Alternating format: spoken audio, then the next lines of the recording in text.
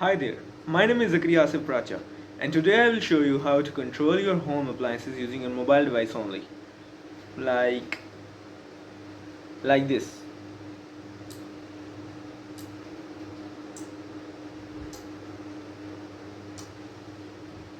Let's go to the video.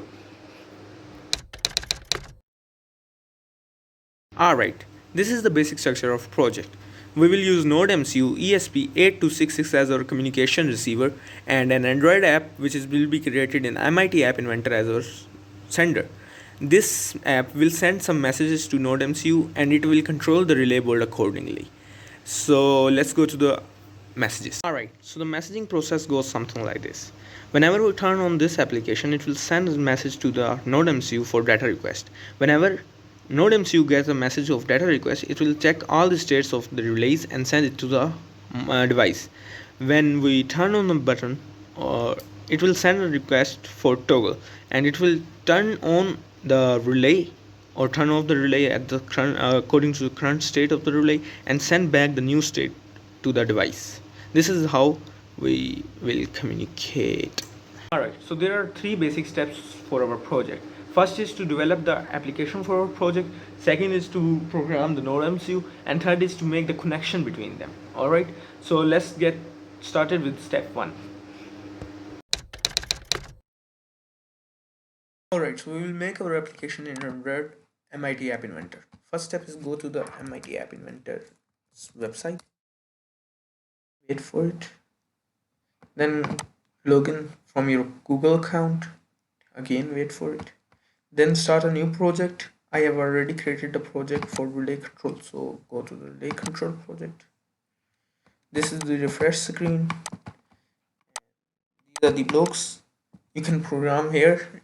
The technicalities of this project will be out of the scope of this video, so I have attached a image of the blocks for this application. You can check it out. So the hardware of this project is really simple. We will use external power source for powering the relay board and our NodeMCU. The digital pins of our relay board will get a signal from the GPIOs of our NodeMCU, and that's it.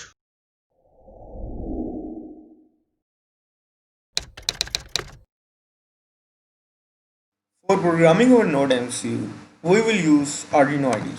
First step is to add NodeMCU board to our Arduino IDE using the link I have given below. Secondly, you have to download the code I have given in my instructable about this whole project.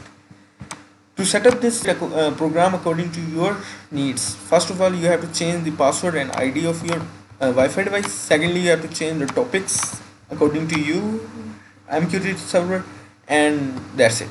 You are good to go.